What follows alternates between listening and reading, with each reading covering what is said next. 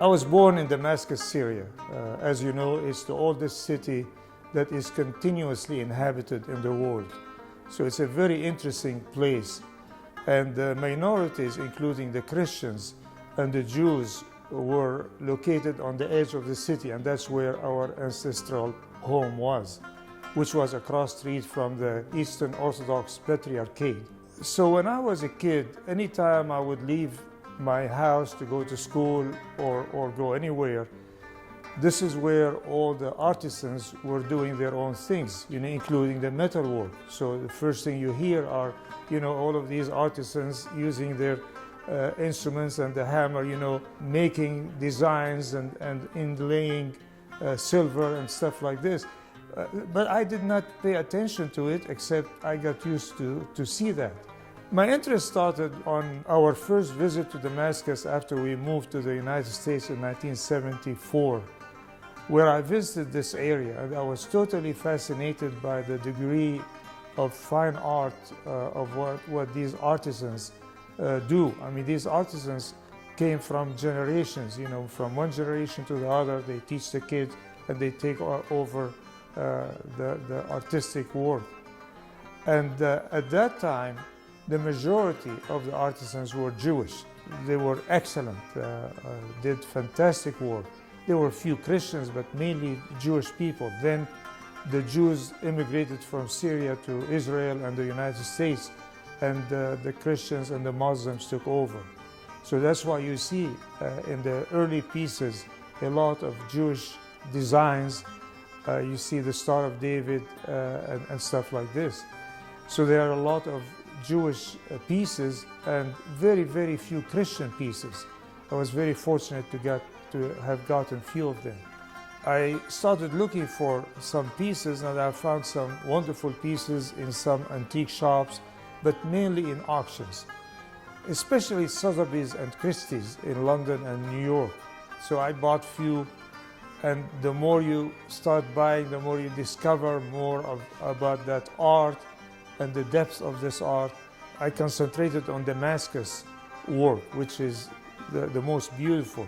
This kind of work is made only in Damascus and some in Cairo, Egypt. I started to look at the art in Persia, some of the Persian arts. There's some art in Central Asia. They call it the Khorasan art. And the collection built up to the point that now it's time to show it to the world. It's beautiful, it's unique, and I want to share that beauty and uniqueness with other people. The largest category are the trays. These trays are made of brass, and then they inlay silver, copper, and sometimes gold. And it's all by hand. They design it, they draw it on that blank piece of a black tray, for instance, and they start chiseling and then inlaying the silver and the gold and the brass. After you get used to it, you can tell the master pieces from the average pieces.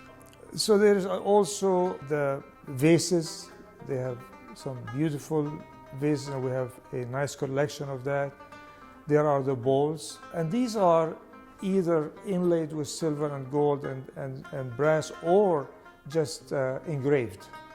And to me, the engraved pieces, they can do a much higher level of artistic work, because they don't have to worry about inserting silver or other metal.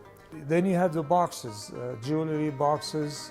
You have the writing stuff, the stuff that is called kalamadan. The kalamadan is where you put the writing stuff, and they are just some beautiful pieces. The other thing that is so unique to Damascus are the enamel pieces. The story of these is very interesting.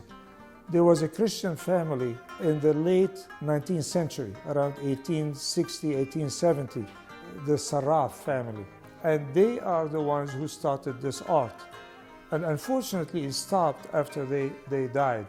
In Damascus, they had it for a period of 30 years. That was the Sarraf seniors, the son, and then their assistant, who was a Muslim that learned the art, and when he died, it's gone. So I'm very, very fortunate to have an extensive collection of the Saraf's enamel work. I don't think anybody is interested in collecting them, but my focus on it ended up with about maybe 35 pieces, which I think is the largest collection anywhere. Between 1250 and 1517 AD, there was a dynasty in Egypt and then in Syria called the Mamluks. During that period, these people became rich and started to appreciate and enjoy art. So during the Mamluk dynasty, there was some wonderful metalwork, wonderful work as far as glass. Then suddenly, after they were defeated and they became poor, this art stopped. Around late 19th century, early 20th century, there was a big Mamluk revival, they call it. And these people started looking at the old pieces and tried to imitate them. By the way, the old pieces, I don't have any of them because they are extremely rare, extremely expensive. So you find them at big museums like Victoria and Albert Museum in London, you find at the Metropolitan Museum in New York, and big museums, you find some beautiful pieces. So they imitated these pieces. So a lot of these pieces you see here are from this era. The Mamluk revival, late 19th century, early 20th century, and there are some newer pieces in the 60s and 70s where they start to revive it again. And you can see the quality of the newer ones, not very good. Now the quality is improving some. The quality goes up and down. You know, when you have a period of peace, stability, you can see more beautiful pieces, higher quality, and then it goes down and they start learning again and the quality will be down and then the quality improved. So that's mainly what we have in this collection.